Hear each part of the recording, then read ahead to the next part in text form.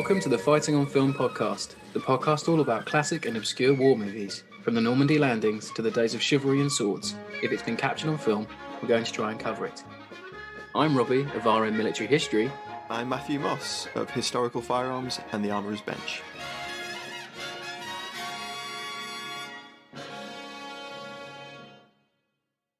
Hello, welcome back to the show. Now, this week we take to the skies yet again to cover the 2012 film by Lucasfilm's Red Tails. And joining us, we have from the fabulous Damcasters podcast, it's none other than Matt Bone. Welcome to the show. Hello, gents. Thank you so much for having me. We've been talking about this for so long. So long. So 3 years or something nearly. It must be. Yeah, it's been a while and we haven't been able to put it off any longer. Well, it's part of our unofficial Aviation April that we've been doing.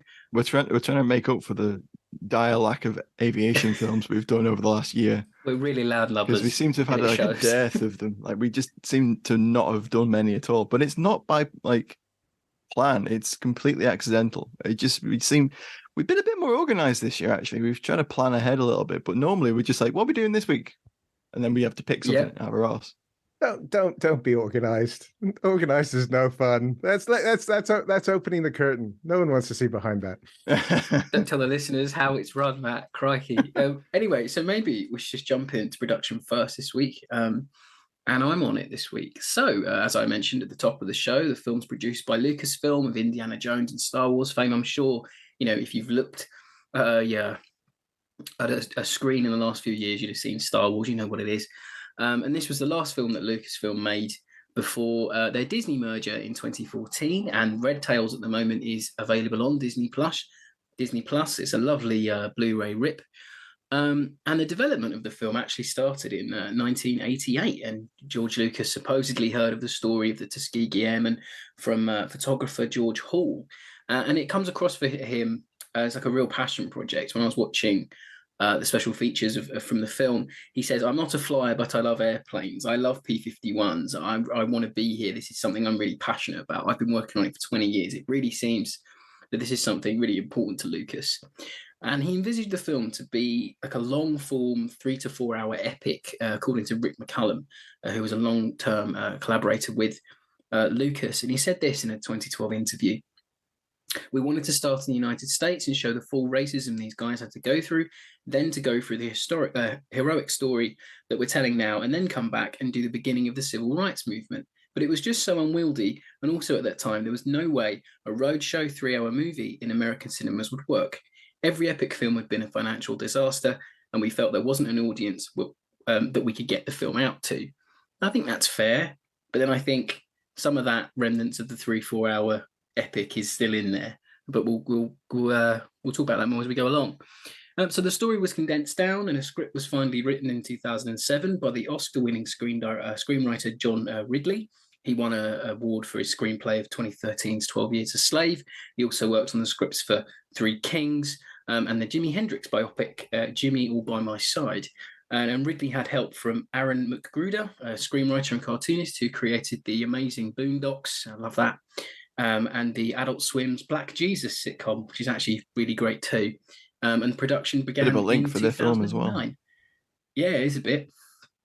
And production began in 2009 and directed by Anthony Hemingway. And he's in his directorial debut, having cut his teeth on so many American TV projects. I just had to condense them down.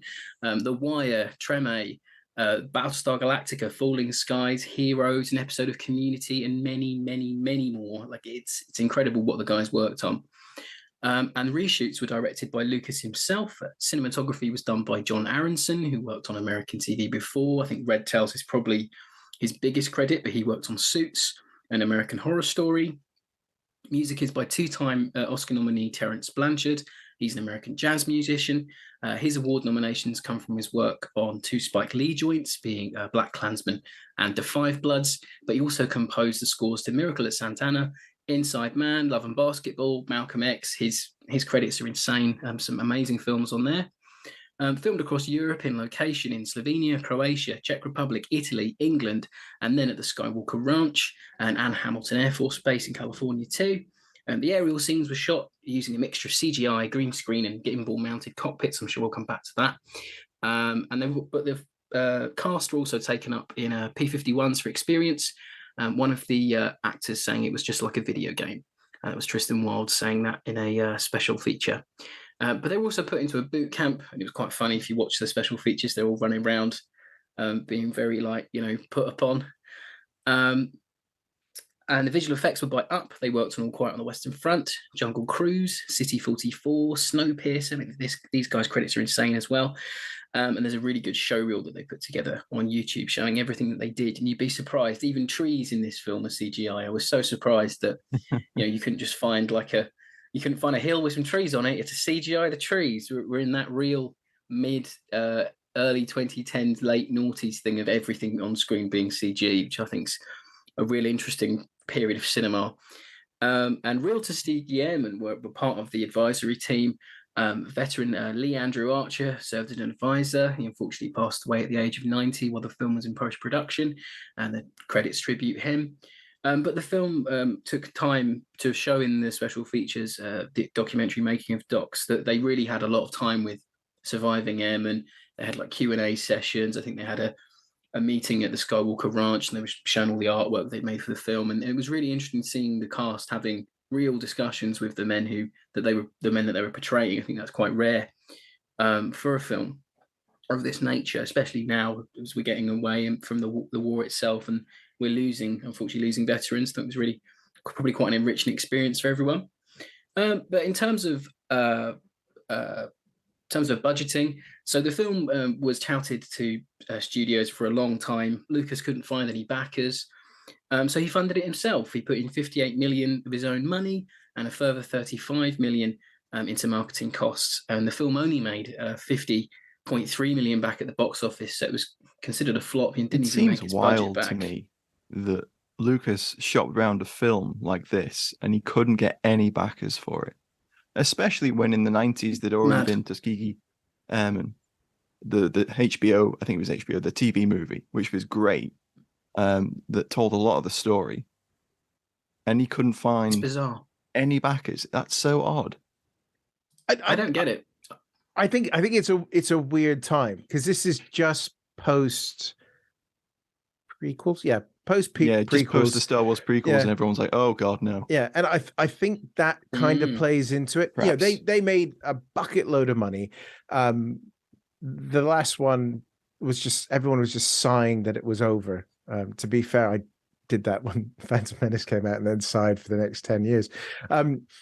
But I think that didn't help because when at the time, if someone hears George Lucas Passion Project, and they've just had a decade of the prequels, is that the things because you got to think about around about the same time this is the Marvel resurgence as well.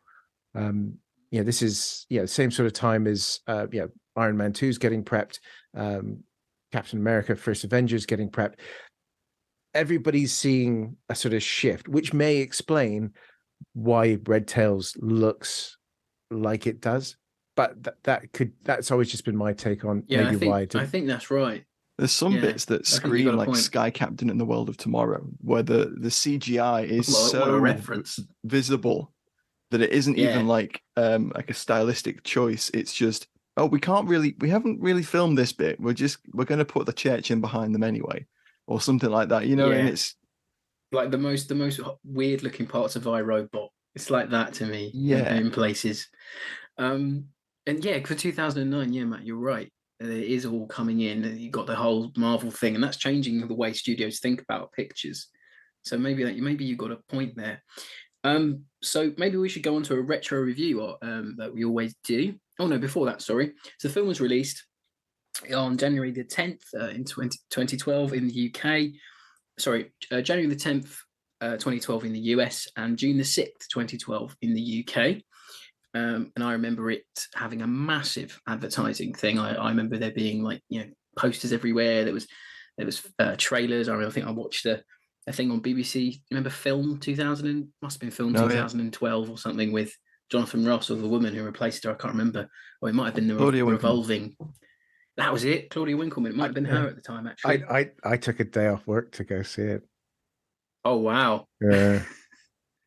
Yeah. How often do you get to see a Second World War aerial film? And it was just like I was like the only person in the cinema, which is great because it means you get to stretch out and you can munch popcorn and go away. But yeah, we'll get onto that. But that's as well. the whole thing. You can tell a movie's going to be a dud financially if you're the only person in the cinema. Anyway, so the retro review this week comes from Empire magazine by Ian Freer. Good critic. Good critic. So I've truncated it, but I'll read you a couple of paragraphs. Red Tails pitches a band of plucky rebels in inferior vehicles against a dastardly empire and packs it with all the patented Lucas trademarks: a love of speed and action, moral certainty, cloth-eared dialogue, easy-to-grasp characters, idealized heroism to create an entertaining slice of boys' own adventure that never realizes the full potential of the subject matter. Just as Star Wars is an upgrade of Flash Gordon serials, Red Tails is a fighter ace movie that 60 years ago might have been directed by Howard Hawks or Nicholas Ray.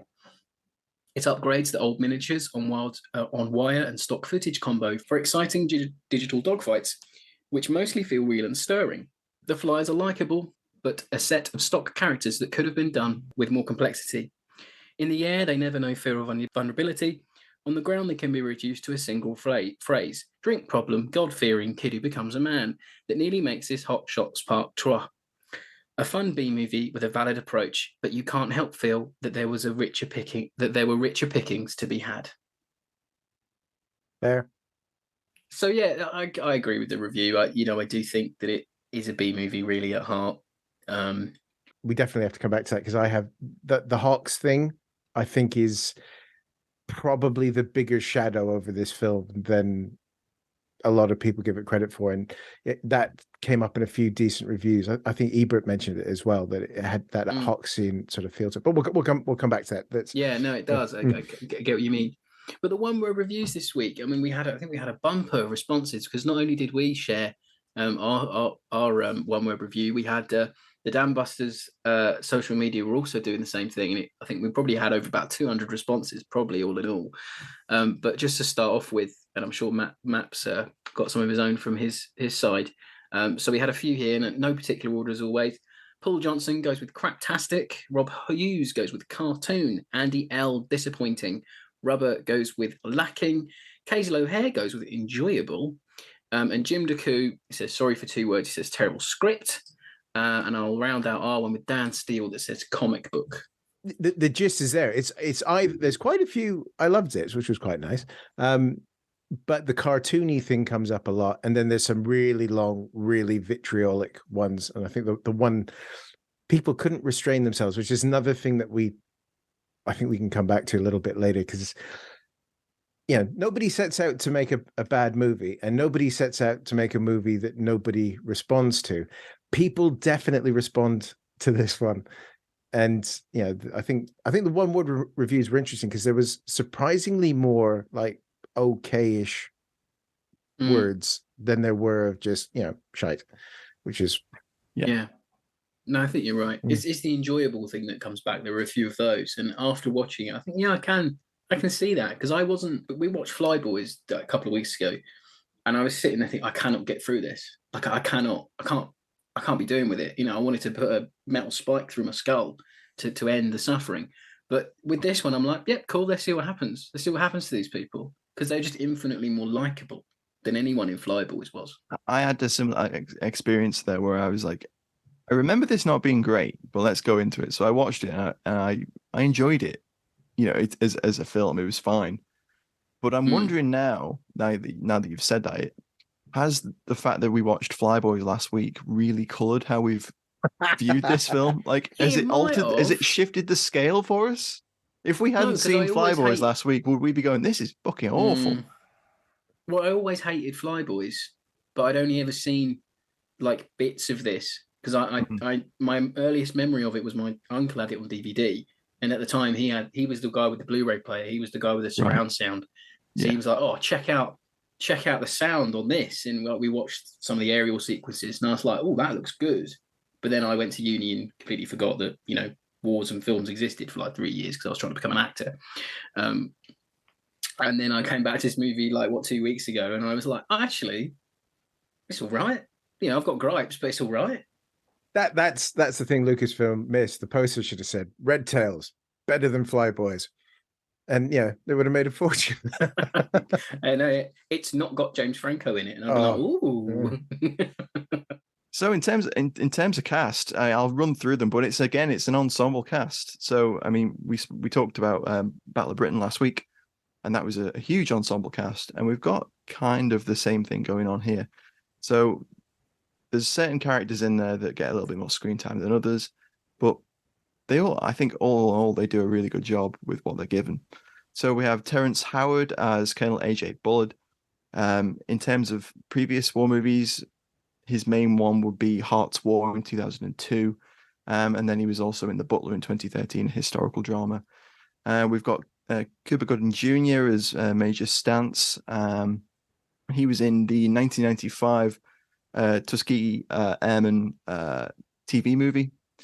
He was also in Men of Honor in 2000, Pearl Harbor in 2001, The Way of War in 2009. And then this is really his first non-direct-to-DVD or video film in quite a while because of various things.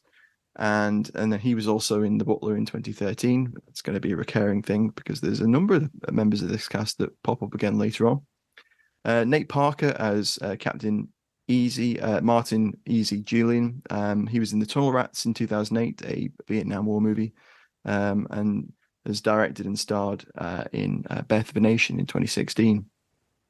David Olweo as Lightning, First Lieutenant Joe Lightning, who is another one of those key main players. He was in Last King of Scotland, The Butler, and had an extensive voice role in Star Wars Rebels as well. A little Star Wars link there. Tristan Wilds plays. I think he did. I can't remember. I haven't watched it in quite a while, but he's in at least 20 episodes.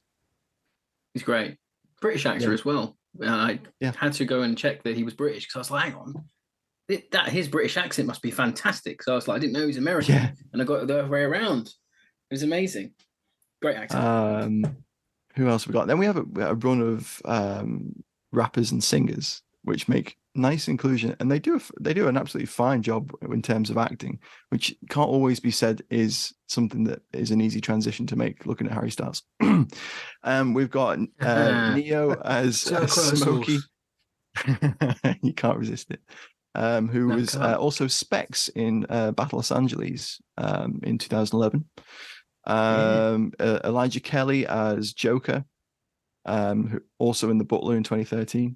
Marcus T. Polk, who was the Deacon or Deke. We've got Leslie Odom Jr., who was Declan Winky Hall. He was in Harriet in 2019 and also Hamilton in 2020. And then Michael B. Jordan. Yeah. And then we've got Michael B. Jordan as Bumps, Maurice Bumps Wilson, who is I think he's the first of the airmen to die in action.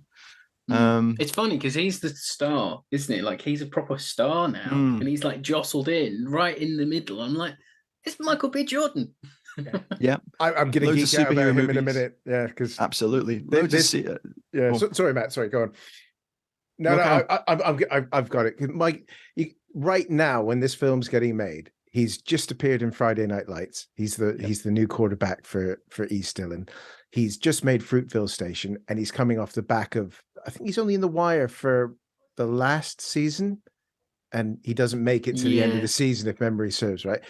And he's one of these actors that as soon as he shows up in this, because he literally walks in and goes, "Hi," everybody takes the piss out of him, and then you don't see him again till he's dead. Spoilers, ladies and gentlemen, right?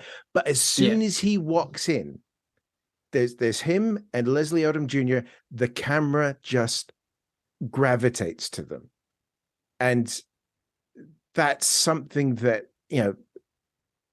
Jordan has in spades. And there's this cat. Well, go on, Matt. I'm going to stop because I love him. I think he's great. He's incredible. Really good. Yeah. Within the next 2 years, he's in half a dozen Marvel movies, and Creed, Space Jam 2. Fahrenheit 451. His cameo in that, his cameo in Space Jam 2 is the best part of that movie. Exactly, I had to where throw Daffy it in. Duck's like, That's why it's in there, Rob. Jordan. And he comes in and they're like, who's this? He's like, I'm Michael B. Jordan. Great cameo. Great. And he's cameo. also part owner of AFC Bournemouth. Is he now? I didn't know that. Wow. Yep. According to Wikipedia, hand to God, that Anthony's I could a way cherry. off on that one. Wow. I haven't Amazing. I haven't been keeping up with my my Bournemouth backroom staff, but that's what the internet tells me. Wow. Then we got Method Man as Corporal Sticks.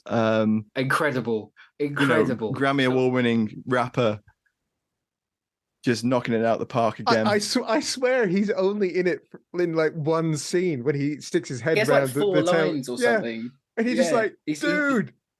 He pulls a bit of like pipe out of a kitty hawk, and I was does. like, I don't have face. Yeah, he's like, he says, "Did someone throw a train at you?" I think is his like only line. Yeah. But it's a good scene. He's got the one when the Mustang's shown up when it's like black when pilots and red tails. tails. You can't say we're not distinctive or something like that. Bad line, but he delivers it really well. But Method Man is insane to be in this movie. Sorry, it's is. I'm Anyway, so excited when then we've got Bryan Cranston playing the evil Southern U.S. Army colonel, Saving Private Ryan, Argo, North and South in the 80s. Some of his roles, but everyone knows him for Breaking Bad, Malcolm in the Middle. If you don't know who Bryan Cranston is, I mean, where have you been in the last? I know, right? Years? To be fair, my favorite Bryan Cranston role is when he shows up in How I Met Your Mother as the phallic obsessed architect. It's comedy. It's comedy gold. He's fantastic. There you go. I like when he just pops up in Saving Private Ryan for like 2 minutes because it's so weird. Yeah. I think everybody pops up in Saving Private Ryan for 2 minutes. They do, don't they? Yeah. But I still think Nathan Fillion steals the show. Is Bryan Cranston the Method Man of Saving Private Ryan? Oh, he might be. Yeah, he might couldn't be. Yeah. Good shout. That's true. Just to round out, we've got Andre Royo as Coffee, the aircraft ground crew sergeant, and then we've got Daniela Rua as Sophia, the love interest for Junior. Not Junior, Lightning. Yeah. And that basically rounds out a very big cast. We've just got to give a shout out to Gerald McRaney, who absolutely as General Luntz. Yeah, it's very small role, but he died a few years ago now, didn't he? But he's one of those people that sort of makes everything a little bit better when he shows up. Yeah, he has gravitas, doesn't he? He's got a real presence, and he plays that almost fatherly sort of paternal general character really quite well. His scenes with Terrence Howard are quite good, actually. This is one of the few films where I really did like Terrence Howard in, because I'm usually not a huge fan of his work, but it's one of the few ones where I think actually they did cast well. And this one of my crux of the movies is where of this film is that the cast is far better than anything else going on, really. And without this cast, this film would be 100 times worse. You couldn't put this cast together today for all the money. Okay, you could get Nate Parker for various reasons, for bus fare these days. But the rest of them, not a chance anywhere, because I know we're going to get into this, but you just look at that cast list and you're like, wow, and it all comes down to script and other things. But but it shows it. Sorry. No, go on, mate. Sorry. No, it just shows how for me that the passion project thing comes through. That Lucas or the casting director under Lucas's vision or whoever's vision has gone out and said, right, I want the top chaps for this. I don't want the B list. I don't want the C list. I want the up and comers. I want the guys who are going to really carry this movie. And it feels like they got their first picks for a lot of the guys. Well, watching all the little special featurey things on this, Lucas was a Wire fan. He wanted Hemingway because he directed most of the last few episodes of it. And he said to him, I want those kids.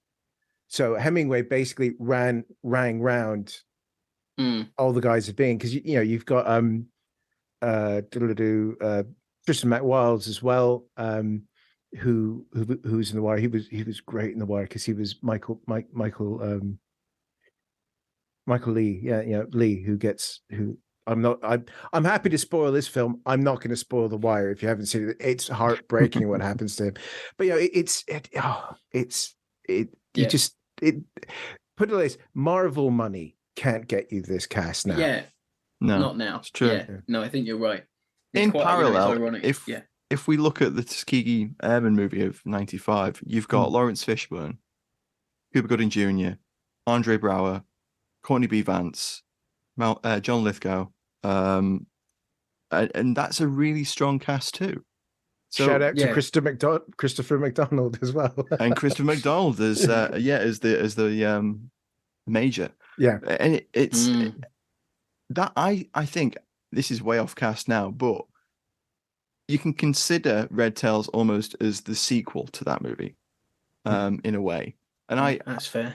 It's been a few years since I've seen that movie, but it always stuck with me as being a really quite workmanlike, really well made movie that tries to tell the story in a bit more detail, like their origin.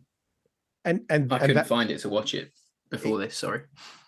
You can get it on DVD. The DVD is really expensive of it. Oh wow. Yeah, and the thing, expensive as in we're used to now spending like a few quid on the DVD. Right, still, I get it. Yeah. This is like £15. My goodness. The thing that film does well is its budget dictates it has to be set in Alabama.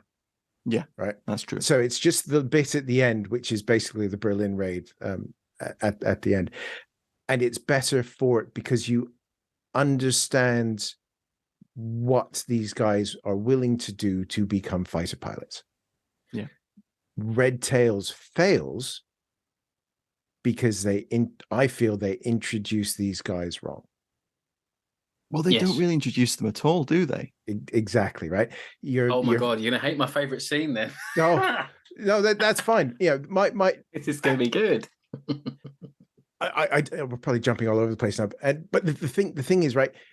Your first introduction to these guys is board in P-40s on an interdiction. Yeah. Right? Which in Italy is the vital stuff because it's all about supply, right? So this movie starts in 1944. So you have essentially, this is the same time as Catch-22 set, right? Yeah, it's that period. So you are months away from the Battle of Berner Pass.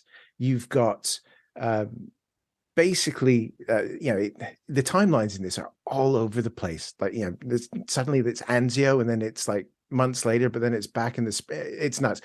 But this idea of them flying clapped out, hand-me-down P-40s. Yeah, literally said in dialogue. Yeah, and, it's happening. Yeah.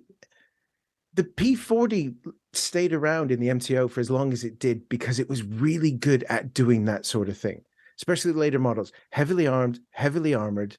And, basically you can hit them with a wrench and it bursts back into life again. It's a classic Curtiss fighter. And, I know the P-51 is sexy. I know it's, the Cadillac of the sky, all of that bit. Yeah. But it introduces them as not the college-educated, highly selected group of pilots who knew exactly what they were there to do. Which is why the far better documentary that Lucasfilm made at the same time as this movie is called Double Victory, right? That's on YouTube. Go watch it. It's incredible. And we're going to come to this again later. You can tell what some of the problems with this film is because on that video, the comments are turned off. Right. Right. Okay. So so it's me jumping around. But I just feel that what the Tuskegee Airmen did really, really well was show how hard these guys had to fight to get into the cockpit in the first place, let alone get P-40s, let alone be deployed. That's the thing that I think is missing because it's a lot of the pilots in this come across as Top Gunny, and I mean that in a derogatory term, because pilots don't act like Val Kilmer and Tom Cruise. We kind of wish they might, because that would be cooler, but they're pros. These guys come across as movie pilots. They're cliches, aren't they, really? They're just cliched characters. The actors are too good for that. It is. And that's one of the criticisms at the time. People were saying it was too Top Gun when it shouldn't have been. And I completely see that as well. But anyway, talk about Kitty Hawks there. I think we should move on to the Alley Tally this week.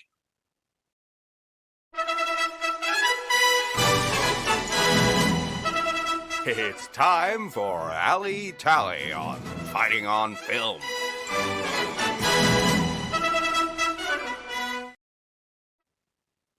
So, as always, we let our guest kick off the Alley Tally. Matt, the floor is yours. I really like the Kitty Hawk. I think some of the best bits in this movie are before they get the P-51s. My big gripe about airplane movies is, we're sitting here on Zoom, right? There's the three of us.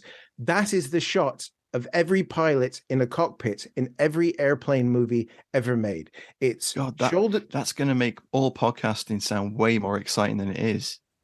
Well, it's three good-looking chaps with headphones on here. We should have the videos recording. But it's that, right? So it's this. It's a very good point. Head and shoulders back onto the. Nolan plays with it in Dunkirk by putting the camera quite low down, so you're sort of looking out of the top, or you're looking in, which I really liked. Not a film I like, but those angles were great, and how they did it, all of that. But the thing that's great about in this is you get to see one of the features that Curtis put in that whole range of fighters, which was the cutout on the Razorback behind him. So in a Spitfire and a Hurricane, it's quite a high, almost like a racing car, like rollover hood that's behind. Curtis cut that back. So you've got these two sort of indents going behind the rear fuselage to just give really, really good rearward facing visibility. Another film that actually does it quite well is the Flying Leathernecks back in the day, because you get Flying Tigers even, which they've got that as well. Only it's cut like massively big. It's funny, but I think that shows that if you know the Kitty Hawk, these sort of things. It had great visibility. It was couldn't climb worth a damn, but it could dive really well. And it could turn pretty well, which is why it was so useful against the Zeros, because they switched the tactics around to make sure that it didn't get into a sort of climbing or turning back, even though I said it was good at turning. It is. But it's just those scenes that, when they're, we will not talk about the accuracy of that train blowing up, but that scene is pretty good fun. And again, that's full of explosives, that train. Yeah. Even apparently the engine. The engine was full of explosives. Yeah, man. But we'll come back to that in scenes. But it's that low level thing. That's what the Kitty Hawks were doing. Over Salerno, there was waves of them because it's got good range. It's got a good loiter. The Allison engine in the front of it, much like the 1710 that was in the early Mustangs as well. You throttle that thing back and you can go forever, right? It's great. That base of it is really, really good. But the problem is they're just dogging on it in the whole time, because in the story, they have to get the Mustangs. Yeah. And in real life, they get P-39 Air Cobras. They get P-47s. It's not this jump from the P-40 to the P-51D, because they get Bs and Cs beforehand as well. But again, you listen to all the little extras, and it's basically George Lucas beating off over Mustangs. He is. He really is. Like, when I was young, it's the best part. It was the plane to have, and I'm like, okay, that's nice, but come on. He's a man who shaped my childhood, and I hate him. I get it. Yeah, No, I get it. It's like it's for me.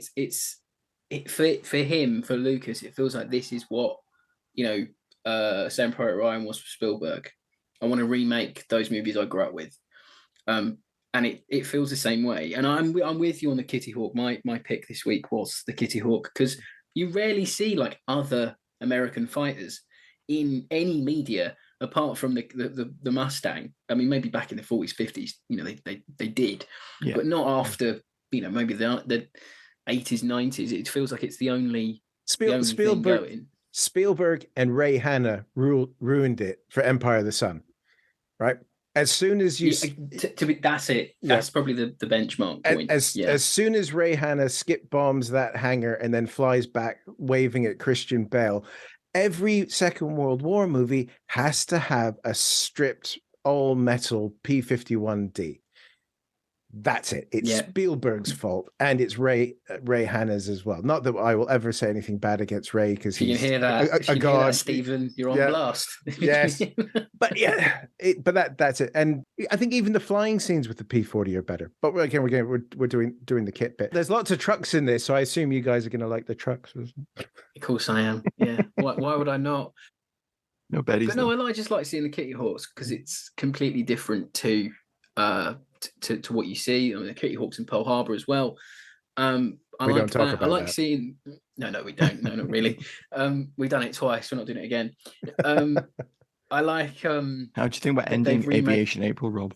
Oh God, Matt, no, please. I'll get that metal spike out again. Just do Midway again, and you'll be fine.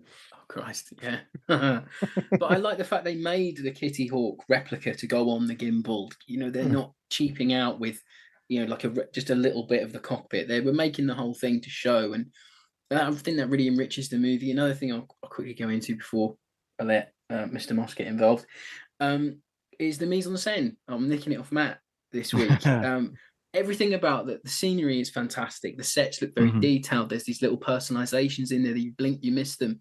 They've all got their own flying jackets. They're personalized. The ground crew in HBTs, the ground crew in hot weather caps. They're in winter jumpers and winter uniforms when it should be colder.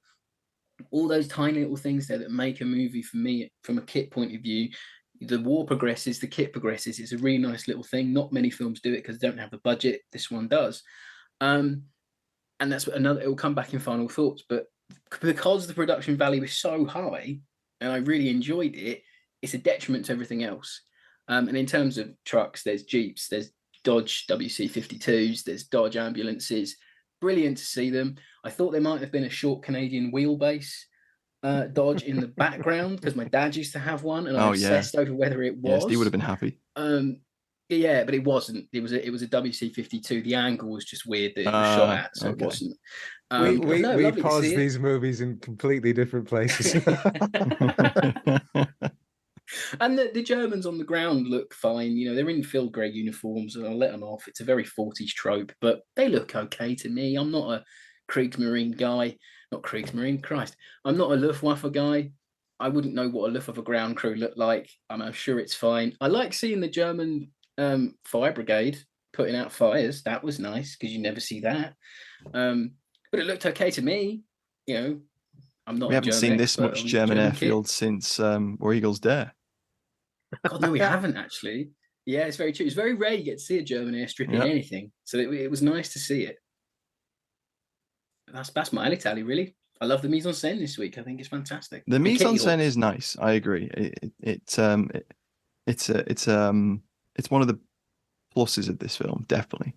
In terms of alley tally for me, simple. It's Junior's Buck Rogers X-38 disintegrator that he has in his flying jacket. There's a good look to him. Yeah.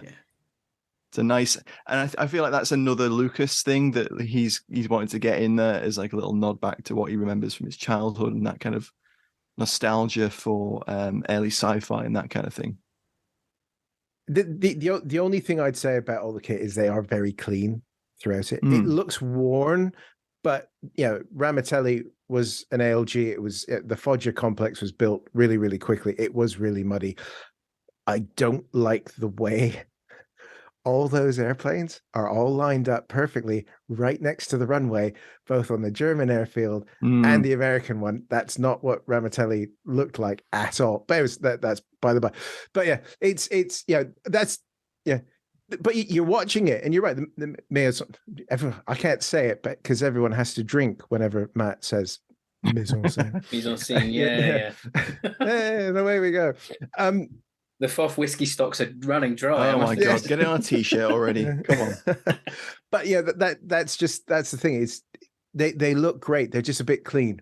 And the funny thing is what rewatching bits of the other Tuskegee Airman movie, all the stuff is like box fresh in that. There's the scene when the bomber pilots show up going, "Who are the guys that saved us?" on that.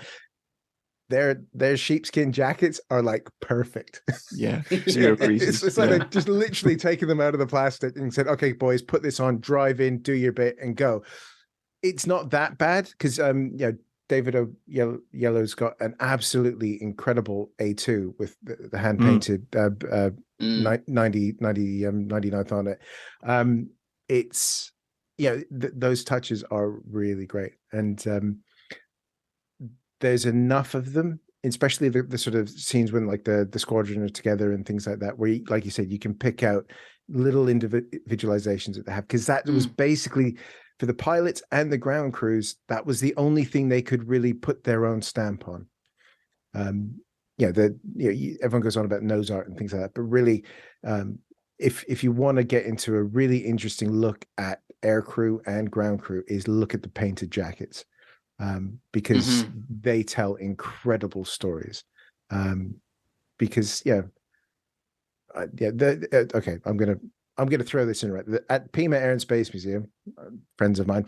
There's the 390th Bomb Group Museum, and they have a whole display of their A2s and the sheepskin ones, the A somethings, all of them, and they're all painted. And chatting to the guys there, he says, in all the ones I have in stores, it's usually naked ladies on the back of them, because when you're 19 and it's 1944, you've not seen a naked lady. So you're probably going to paint one on your jacket to show that, I'm not just 19 or 20, I am a man. And there's lots of little things throughout Red Tails when the camera's doing the long shots of stuff of guys with personalized things. And it is a really nice touch. I know we're going to...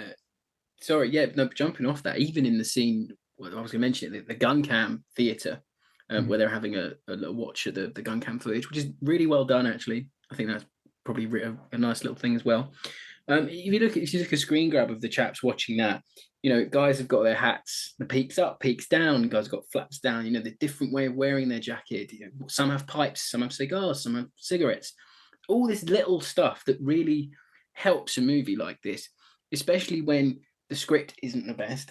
You can enjoy more that's going on. It's people always go about, Kit and Banner Brothers really elevates it. Well, this is another thing where the kit really elevates the viewing experience. Even if you don't know, cerebrally you will be seeing it. And nobody, not like in what's the blooming film?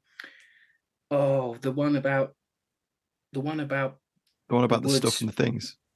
Oh, that one. You know the one I mean. That one. It's not Hamburger Hill, directed by the same director, John Irvin, mid-90s, HBO. Come on, help me out. Oh, what are we talking about here? What war? World War II. Okay. The one where they're in the forest in the winter. That one. Yes, that one. That one. Now we're all doing it. This is great radio, ladies and gentlemen. If you're listening to this, everyone's going to enjoy listening. Yeah. No, I don't know. This is gold, Rob. Leave this in. Stick it in, because we're all. I can see that. It's not Saints and Soldiers, because that's the Spike Lee one, isn't it? Yeah, it's when trumpets fade. When trumpets fade. Yes, the Heggen Forest. Yeah. There you go. Yes. So it's not like to get back on track there, to get the prop and all this baby back on track. It's like When Trumpets Fade, where they all look like they're out the packet. They all look like army men, soldiers with like one ammo belt. It's not like that. I'm glad it's not like that. Yeah. It's not like a PT 216. No. Where they're wearing Molly and modern prescription sunglasses. You see, the thing is about this film, it's coming from Lucas and Lucas's production crews. So the detail is always going to be pretty good, because I mean, if you look at other films he's been involved in terms of production, they're always, the mise en scène is always quite good. It's not a huge surprise that it's one of the film's few strengths. That's for sure. Yeah, you're bang on, because all Lucas films have good stuff in the background. Granted, they've taken that a bit far with the Easter egg hunts on the TV shows now and stuff. But yeah, you think Raiders, I think, is possibly the most perfect movie ever made. Yeah. And sumptuous. The mise en scène in those films is sumptuous. And very good, because it's like in the when the camera pans around the antique shop when they've gone to the old guy who does the reading a thing, they're digging in the wrong place. Favorite bit of the movie. As if you start pausing that, there's loads of stuff, and yes, there's like R2D2 and C3PO in like brass, and you look for those things, but just they haven't skimped on a panning shot. And it's the same here. It's like when they're in Easy and Lightning's hut, which again is very, very tidy, but there's there's good quality stuff lying around to make you think, okay, yeah, fine. Which was one of the saving graces of the new Catch-22 was that the tents in that had fantastic set dressing for just the chaos that put it here. Whereas in that was the whole point of that book, was it was just nuts and everybody was a bit mad, so therefore everything around them was a bit mad. Here, these are ordered guys, but this is also their space. But it's that sort of thing that just makes you go, okay, yeah, fine. Is there? I've listened to this show for long enough, but I don't know. Is there an anti-Ali Tally? Because there's one thing I really want to complain about right now. You can have it. You just go for it. Of course, it's fine. It fits in perfectly with the ethos of the Ali Tally to complain about stuff too. Cuba Gooding Jr.'s bloody pipe. Really? Oh, really? Is it not good? Okay, whoever in that, if he showed up and went, guys, I'm gonna have a pipe, even if it's your character is based on this gentleman, he smoked a Sherlock Holmes pipe. There you go. There should have been someone on that set to go, bit much, Cuba. Bit much, because in every scene it's him going, "Ha, yeah, I knew they had it," and he's giving it the pure MacArthur, like he's giving it Gregory Peck in MacArthur, isn't he? Is it The Simpsons when Bart does the to camera thing and he's got the bubble pipe? Oh, yeah, with Hugh Hefner. It's because the thing is never lit. I think there's like one shot of it actually smoking, and the rest of the time it's him just going ha and sticking it in the side of his face. You're like. There's the scene when he does the speech, you're fighter pilots now, which actually is a really well written scene because it's filling in a lot of the stuff that they've skipped, right? It's the one scene he doesn't have the pipe until he walks out the door at the back, and it works, right? The rest of the time, any scene when Cuba doesn't have a pipe in this movie, he's believable as a officer. As soon as he's got a pipe, you're like, dude, it's just like, he's like going, look at me, I'm in uniform and I've got a pipe because I don't have a plane in this movie. I must admit. Seriously, you're going to watch it now and you're going to, because I come back to this film reasonably often, right? Because I've got this thing in my head, which is the David Bohm paradox, right? So David Bohm was the sub-lantern that went into U-50, whichever one, and got the code books and the Enigma machine off of. He was sub-lantern on Bulldog, right? Bon Jovi, right? Yeah. In fascinating man. Yeah, incredible life afterwards. He was the historical advisor on U-571, right? He was the guy, and he supported, helped, and worked with everybody on that film because, in his words, we're not going to make this movie. I might as well help someone tell a story that may make people look at ours, right? That was his exact line when he was interviewed for it. And ever since I said that, I watch a movie like this going, they're trying to do something here. So, I'll give it a couple of years and I'll come back to Red Tails and I'll watch it and I'll be left a bit flat because it's not far off being really good. It's just, it's missing the putt a couple inches to the right. Because, this is not a high point in cinema. Let's not beat around the bush. No. But it's missing an inch left or right. That's all it is. But unfortunately, it's consistently missing it just by enough that when it all adds up, it gets a bit what it is. Before we dissect what's wrong with the film, let's talk about some of our favorite scenes. Hello, Robbie here. Did you know you can support the podcast on Patreon? Join the supporting cast today and gain access to exclusive perks, such as discount codes, our monthly Patreon film votes, and the chance to get exclusive merchandise before anyone else. Search Fighting on Film on Patreon or find the link on our website. Thank you. Now back to the show. Matt, you go first. What is your favourite scene from this film? I really like the train scene. I would agree. Same. Yeah. We all picked that. We haven't all picked that. Have we? Kind of, yeah. Yeah. I Oh, could that's throw a rare one. To be fair, the bar's not high. Not really. I found it incredibly hard to pick a favourite scene, I'll be honest. Purely because the film just seems to amble through. And I'll talk a bit more about this when I come to my criticism later. But it almost feels like there's very, very few stakes right up until maybe like the third act, where they go, "Oh, Lightning's going to get married. Oh, Junior's going to fly again." You know, and it's kind of like, okay, you now can't have stakes. happiness in a film. You can't have happiness for war character, military characters in a movie. Killing. It ambles along quite nicely in terms of pace. So I found it hard to pick a specific. But carry on, Matt. Yeah, I'm going to pick up on that because I agree with you.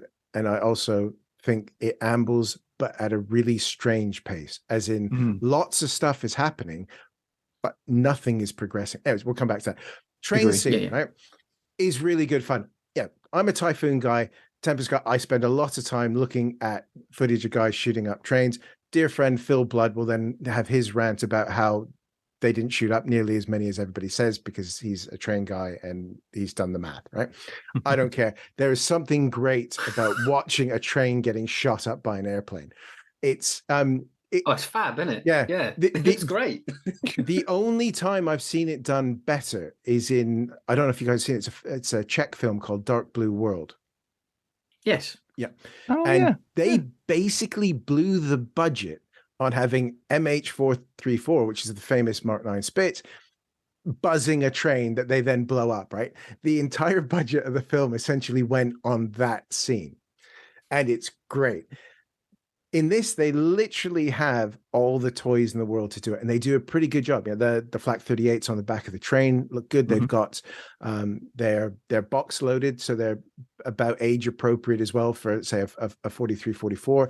So the thing that lots of people don't realize is a lot of the flak weapons that the Germans had weren't belt fed. There's literally a guy chucking single rounds into a hopper, which is then getting injected into the breech of the weapon.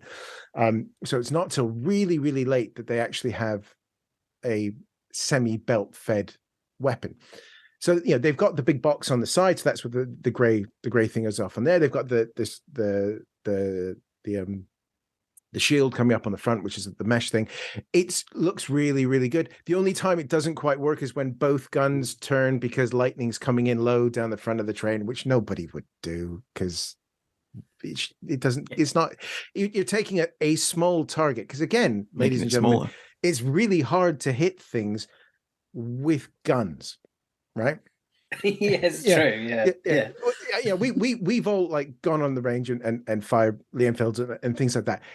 At 300 yards, with like no wind and someone behind you holding you steady, it's still bloody hard to get anywhere near a bull unless you're well in.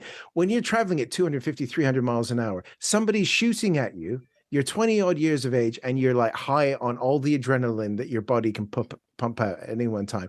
It's hard to hit something. So, the whole, we got to come in low from the front. No, just, that's the other thing, right?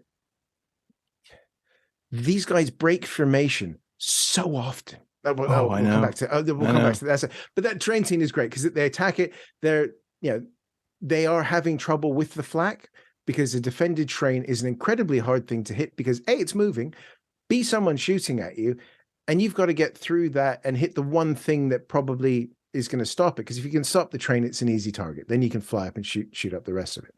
Yeah.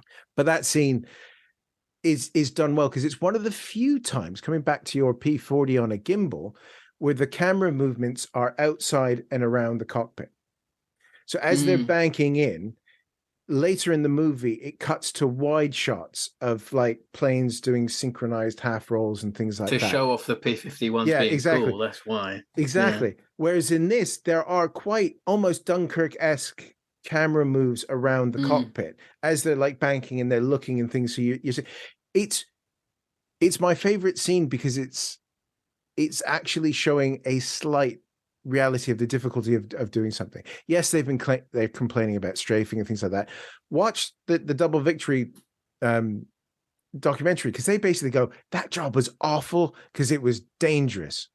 All of the Tuskegee Airmen that they interview go like, that was the worst thing we had to do. Whereas these guys are going, oh, it's a train that should have up because we're bored. Yeah. No, you've met these guys. Yeah. They've told you about it. Play the scene right. But you can only say the lines you've been given, I guess, as well. Yeah, and don't bump into the furniture. Yeah, exactly. But I jump off it as well because, yeah, I agree. It is my favorite scene. I like it for different reasons. I obviously like the shooting up the train sequence looks fantastic. The CG is really good when it's really good in this. But I wish that they wouldn't have had that weird sequence with the B-17s and the P-51s peeling off over the title screen. I wish they just cut to this part of it, learning the chaps, seeing them doing their patrolling, seeing them attacking their train. Because what was that? What were their B-17s? Who were those guys? Too late. Don't worry. Here's your actual ADR cast, is guys. awful in that. Awful. What are you doing? I don't understand. I wish the bomber crew's voices in that sequence are so flat. It's really bizarre. It's jarring. You're sat there like, oh wow, this is not how you open a film. Because it looks brilliant, looks great and all, but like, the voiceover. It's weird, isn't it? For me, I mean, my other thing I was going to mention was the impressive effect that 650 cal machine guns have on a light cruiser. I love that. I unashamedly I love that sequence. Hate that. Like every element of that just makes no sense. I loved it because I knew even 20mm cannons wouldn't have that effect on an armored light cruiser. Exactly. No wonder the Kriegsmarine didn't have a great record. Because they were too busy getting shot up by 650 caliber machine guns. And the whole ship blows up. But in the I'm gonna jump off. I'm gonna I rib on it lovingly because it's a very nicely made sequence, but completely improbable. I love that sequence because when he went for that ship, I was like, right, he's a goner. He's gonna get hit by one of them anti-aircraft rounds, and he's done. No, he's got to get an answer from Sophia first, Rob. Of course. But then he goes in and he blows it up. And I'm like, that's bloody great. I loved it. I thought it was hilarious. I thought fun. Just fun. Ship's gone boom. Love it. Nice. Yeah, like it. Yeah. My brain was like, explosions, great. Yeah. But in The Mandalorian, when Mando in his tiny Naboo, tricked out Naboo starfighter, takes on an Imperial cruiser and blows it to Kingdom Come. You mean Come, the P-51 of space, Rob? We're fine with that.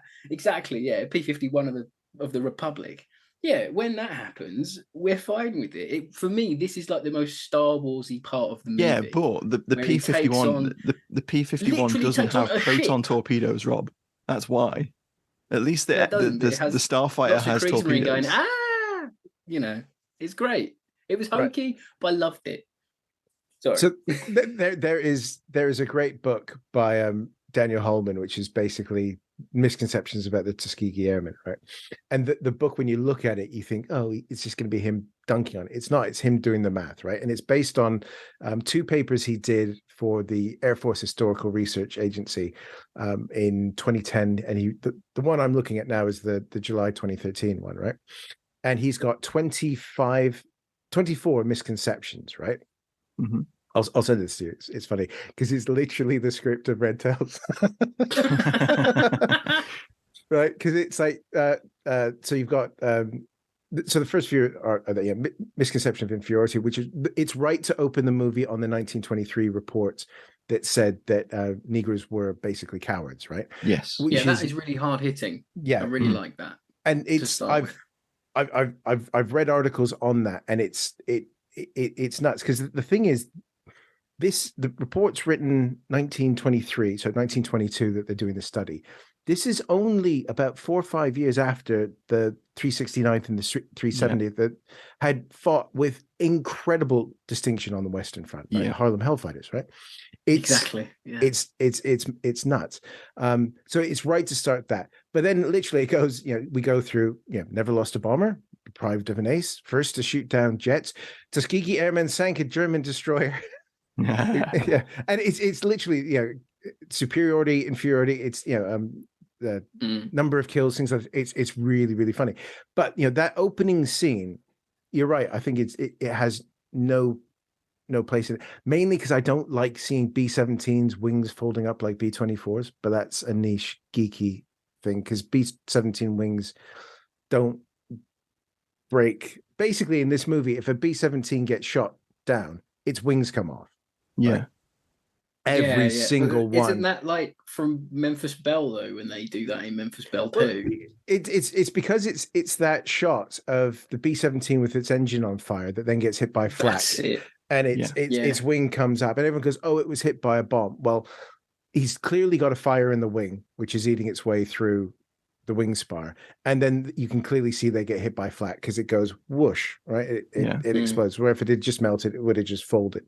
Now the B-24, the Davis wing, they folded up all the time, but it's such an iconic image from the air war that it's become a trope. Happens half a dozen times in the film, doesn't it? Yeah. Almost every shot includes one. Let's not be wrong. You get hit by 30. We're going to come back to being hit by a 30 millimeter cannon shell in a bit, but that is going to. It's hilarious. You're gonna. Your day is messed up when that happens. Oh right? yeah. But so it's planes are going to get blown apart and there's going to be chunks flying off them and stuff. But that whole opening sequence is. I know why they did it.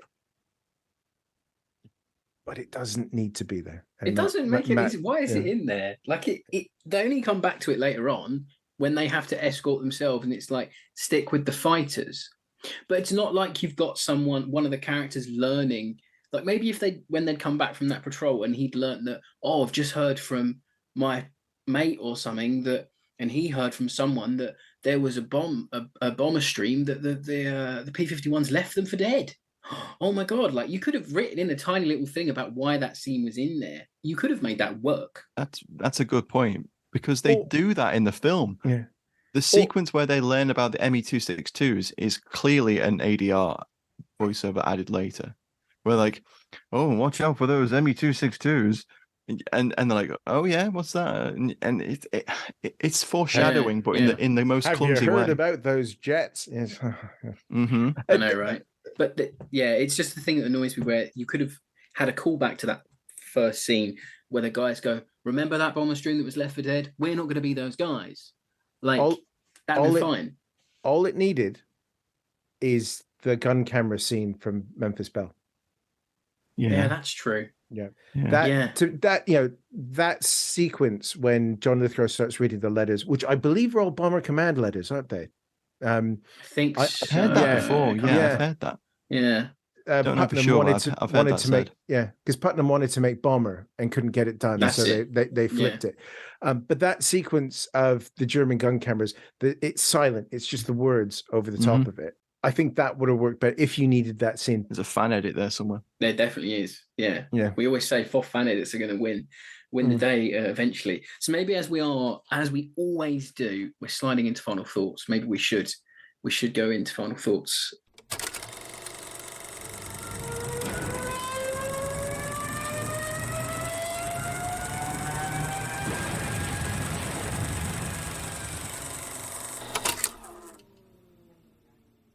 I really want to like this movie.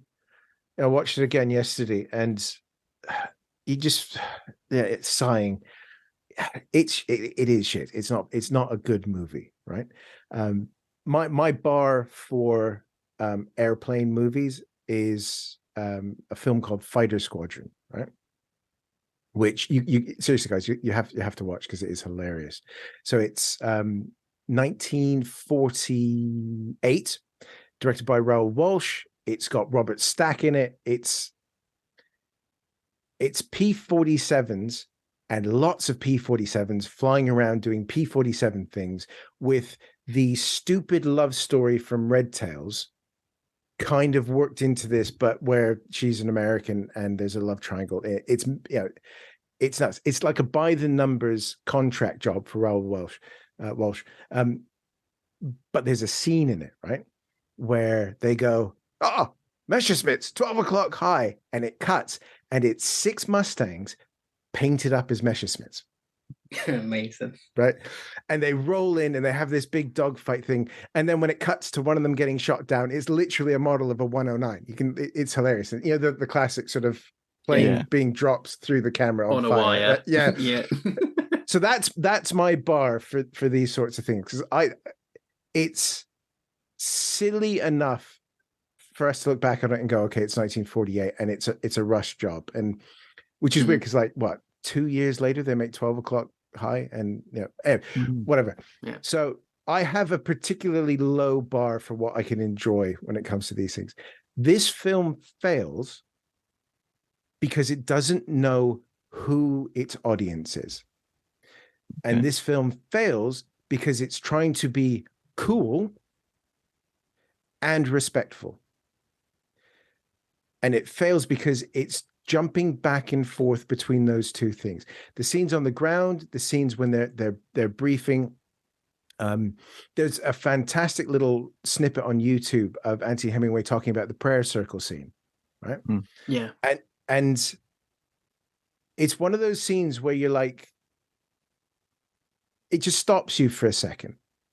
And I think if they'd said amen and walked off, and then they do the repeating of what the colonel had told them, that, you know, we fight bit, which is good. But that scene kind of sums it up because it jars from one to the other.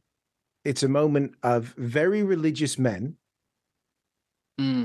turning to God before they go. It's not a preacher on the ground going, you know, bless and all that, like the preacher underneath the engine of the B-17 that's in all those. It's not. It's pilots having a moment to share their faith and show their fear. Because that's the other thing that doesn't happen in this movie. Nobody's scared. You know, you guys were talking to James. There's the great scene when the phone rings in the Battle of Britain and the guy goes around the back and shuts up, right? Yeah. Mm-hmm. There's none of that in this. And they're doing that because they're afraid to show these very human men as human. They have to be superheroes. And it fails for me because of that. Now, the thing with all the NCIS LA lady that's in it who speaks it, seriously, put the subtitles on this film because it makes even less sense for that. I'm going to get to the German in a minute, but you know, there's it's just because they don't know who they're pitching it at. And I think Chaz is quite right about this. He says the edit's wrong. And you said it in the intro. It's a bigger movie that they've cut down. The problem is they've cut it down to the wrong bits. Yeah, they've cut the wrong parts out. I said that in my like summing up how I feel about it. It feels like 6 or 7 spec scripts for a TV series boiled into one film, where you start a story where you would start it before the credits roll, before the subtitles roll, on a TV show. So the bit where Junior goes to the PRW camp, the minute they say, you're going to help us escape or whatever, it would cut to the Tuskegee Airman credits. And then you would be in that episode, and that whole episode would be Junior getting out the PRW camp. Yeah. There'd be a whole episode on the Berlin raid. There'd be a whole episode on that. The POW camp in Austria that he somehow managed to get back to. The ground crew, exactly. But like, and that's where it annoys me. Where, as you said, Matt, it just chopped up too much. It doesn't know its audience. The villain is horrendously weak. I couldn't give 2 shits about that bloke. Never show the baddies in these sorts of movies, right? They need just to be them as planes. They need to be scary, and they're scary when they bounce you, right? You don't need comedy Nazi, right? Here we go. I'm actually going to start referring to my notes now, right? So when you turn the subtitle, so in the actual all cut, of this has been off the dome from Matt till here. It was very impressive. Yeah. So when you watch this, and when I watched it in the cinema, German baddie's only line is, "My God, those pilots are African." Oh no! There's a couple. In the first one, when they roll in, he says, "Show no mercy." Uh-huh. Yeah, and when he's shooting easy up in the 262 at the end of the movie, his line is, "Die, you foolish African." Wow. Right? And it's just hokey and needless. But it's like, I kind of know why it's there, because probably in the longer script there was what the Germans were doing in Italy, right? There was probably something about that. Now, these are the most well-supplied Germans in 1944 I have ever seen on film anywhere, right? Because that airbase is packed, it's hilarious. right? It is, Yes, yes, I know 400 tons of supplies were coming through the Berner Pass through early 1944 a day, right? They're not getting to an airbase that's like just off north of Rome, which is clearly in this where film, that they were all going to that airbase, just exactly right. But that all of that, the sort of thing where he stood at the end, all of the explosives and fuel were all going to that airfield. What's he doing holding a K-98 at the end of that scene as well? Matt, helping. He was helping shoot down the enemy aircraft, obviously. Right, that's it. That whole comedy Nazi thing. Okay, another thing, right? Okay, now you've got me going, right? First scene, that they come in and you get the weird, like, yellow swastika thing on the tails of the aircraft, right? Camera pans round to below the cockpit, and they've got the victory markings along the side of the cockpit, right? I still remember seeing that for the first time and going, fuck off. Right, because German aircraft had their victory markings on the tail, right, and you had the bar and the dot depending on the kill, right? And it's like, oh, the trope is you have kills down the side, so we have to show that this guy is good. Therefore, let's put lots of markings on, and the markings are all over the place. Pause it; it's nuts. But it's like he's got his nose art, and then it's like surrounded by kills. You don't need that. It's bad enough that you have, it would be like in Memphis Belle, right? Cutting to one of the guys in the Bouchons and him going, "Show no mercy, boys, show no mercy." The fighters are turning back. There's a lot of problems with Memphis Belle, but it keeps you with the people you need to be with. You're trying to have an affinity with these guys. And even as poorly written as they are, for a guy who then was at this point in time writing 12 Years a Slave. I mean, how did this happen? You are constantly being taken away from them. Now, the stuff in Washington, I get, right? That's kind of historically accurate, right? Because you've got Benjamin O. Davis, who's the commander of the 99th and then the 332nd. Incredible character. So go away and Google Ben Davis. First Black general in the U.S. Air Force, incredible career, incredible man, right? Yeah. And Terrence Howard does a reasonable facsimile of him, but you can see what he's doing. The old man's gone back to Washington to fight our corner. Yeah, great, right? And he does it quite well. There's a few lines which are a little bit too flippant, but he's fighting the fight, and it's a movie. Now you understand the gravity of the battle that these guys were facing, right? They were, the Air Force kept putting people in charge of these units who were straight up and down racist, which is why you then have the mutiny at Freeman Field in 1945 with the B-25 unit that never got deployed, in which they segregated the base, and then the pilots decided to go in threes to try to order a drink. This is a real double war these guys are fighting. So that needs to be there. So why cut to the comedy blonde Nazi with a bad dye job? Let's be honest.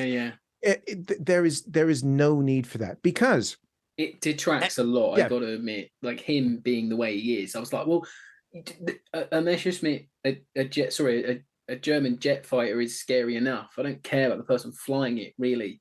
And you're already doing too much in this movie as it is. I've just got here. It's like weak villain, weak characterization for everyone, and lots of subplots that muddle. Well, Bryan Cranston's the bad guy. Yeah. Really. Yeah. It's like, but he's, I don't know. It's really annoying. it's annoying because I can't categorize it because I don't want to say it's inherently a bad movie because I did enjoy parts of it. It's it's just like what your parents say, I'm not mad at you, I'm just disappointed because it's what this film could have been a lot more. If it had just had a bit more refinement, if someone had been in the editing room and going like, hang on a minute, let's cut that out, let's trim this here, let's maybe not use, because I've got a thing with these movies, you have to have set pieces, but when it's an aerial film, they just want to chuck in every single dogfight they can. Use them sparingly. I want some time on the ground to get to know these people. There's nothing wrong with that. That's why 12 O'Clock High is so good. That's why Appointment in London is so good, because you spend 85-90% of your movie learning about these people. So when they go up in the air, it's incredibly fucking dangerous and you care about them. And this is where Red Tails doesn't do that. When they're in the air, I didn't really care who came back and who didn't, because I could pick you out. I could pick him out. It's like, well, Little's going to get killed now because he's just told the woman he loves him. It's very by the numbers at the end, and that's where as soon as she says yes, he's dead. Yeah, he's dead. Yeah, exactly. And it's desperately trying to keep its PG-13 rating, not having him blown to smithereens by cannon fire. And just to say, that's the cleanest and tidiest 1940s Italian town ever, right? Because because it's all CGI. Yeah, but it's I did actually, I meant to write this down. It is all CGI. The town just north of the Foggia airfields was the scene of a massive SAS cock-up that turned into this big battle. So the town was wrecked, right? Cock-up? The SAS? What? Yeah. Yeah, exactly. But it's, and to be fair, southern Italy was not the picturesque holiday destination it was even before the war. It was a very, very deprived place. That's why people were living in caves, right? And yet it's like, picture postcard Italy with picture postcard Italian lady. She's there on a veranda, putting her washing out, waving to the flyers. It's not good. It's really not. And the final scene, he's going head to head. I'm not going to get into the love story because it isn't. It doesn't work. It's worthless. It's just in there for in their sake, isn't it? That's the whole thing. Hang on. At least she wasn't mistaken for a prostitute, and B, she didn't have kids. Okay. Flyboys cliches avoided. Flyboys cliches were worse. Catch 22 cliches as well there, because all the women in that are prostitutes or are willing to sell themselves. Yeah. Okay, let's do the 30mm cannon thing, right?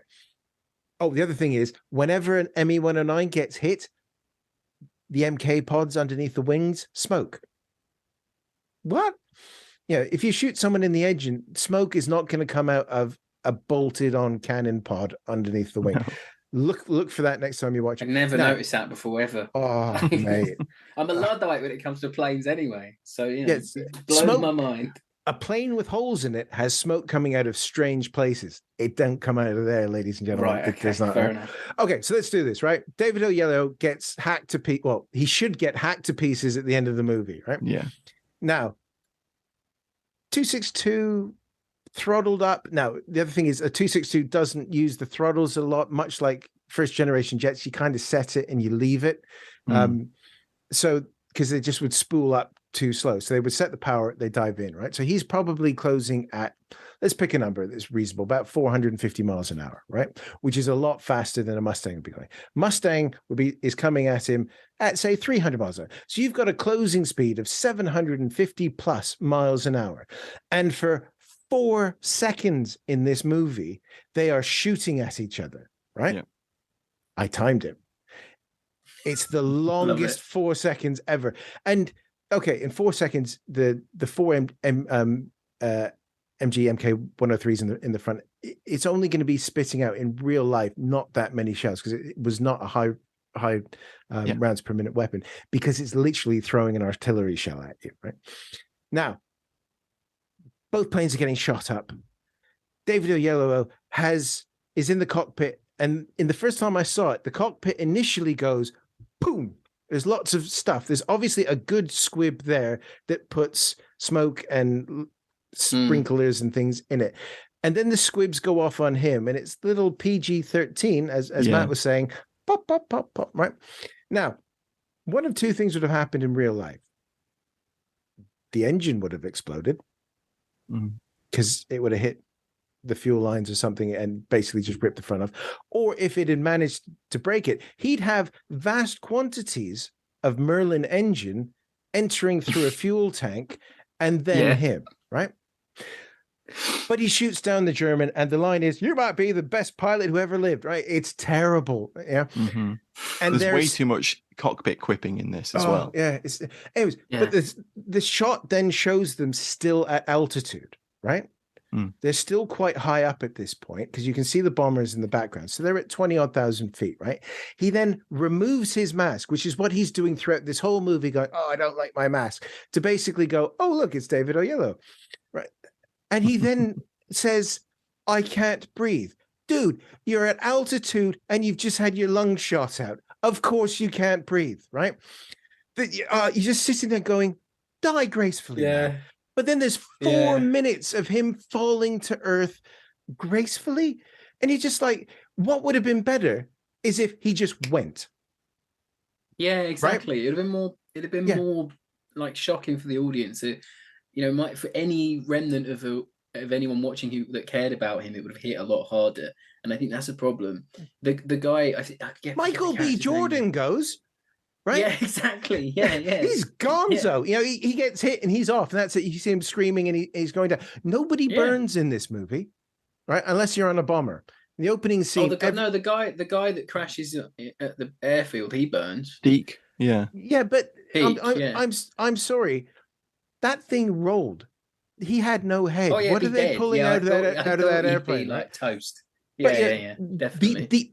You've got, these things were flying. Fine, though. Oh yeah, he's gonna be. That's what I was talking about earlier when I said there's zero stakes. That dude rolled there's no stake on fire, and he got pulled out, and he said he's going to be fine. It's PG. Yeah, it is PG. There is a lot that is a gnat's tadger away from being really quite good. My only hope is with the renaissance of Black filmmakers that we're having at the moment, right? That they will watch Masters of the Air and go, "That was terribly white." And they will turn to the Tuskegee Airmen, and you will have a new generation of Black filmmakers, of which at the moment they are smashing it. Ladies and gentlemen, just go watch Nope and tell me that you were not affected by that, right? Hell, Creed, I would love Ryan Coogler to take on the Tuskegee Airman. Good shout. Right? Yeah. But I think the thing that this film has done, and that people still talk about it, and almost every single one of our big comments on social media was, "This should have been better. They deserved more." In this, I think that's it, isn't it? That really sums it up. Is that it just deserves a better story, and it's like 60% there. It just needed a lot of refinement. I mean, Matt, do you want to give us a closing sentence, Matt, for this week? For me, I completely agree. It's lacking in a number of key places, and it just needed that little extra to push it over the edge. A little bit of refinement in the script, perhaps a little bit better edited. There's a great cast in there, but they're poorly used. Some of the aerial CG looks good, even today. Still looks pretty good in terms of production value, but a lot of the ground stuff is overused. So it wasn't as bad as I thought it was going to be on my rewatch, and I know that Matt loathes it in a way, in a love-hate kind of approach, but for me it was just a little bit too mediocre. I think that's what my takeaway from it was. Yeah. I think that really is it, isn't it? It's a 2-star especially when movie. That production company, that director, that cast are all there. Yeah, it's got everything going for it, and it falls, and it's in there somewhere, and that actually brings Unofficial Aviation April to a close this week. I think we hit some big ones. We did some necessary ones you might not have seen before. And next week, we are going to be talking to Tom Petch about his film The Patrol, which is set in Afghanistan, which is one of the rare British Afghanistan movies. So yes, do join us for our chat with Tom Petch next week. And thank you so much to Matt for joining us. Do go and check out the Damcasters podcast. Fabulous podcast if you love all things aviation. We're so pleased to have you on the show. Thank you for joining us. Thank you, guys. This has been a lot of fun. Great. See you, everyone. Bye-bye. Thanks for listening, everyone. Bye.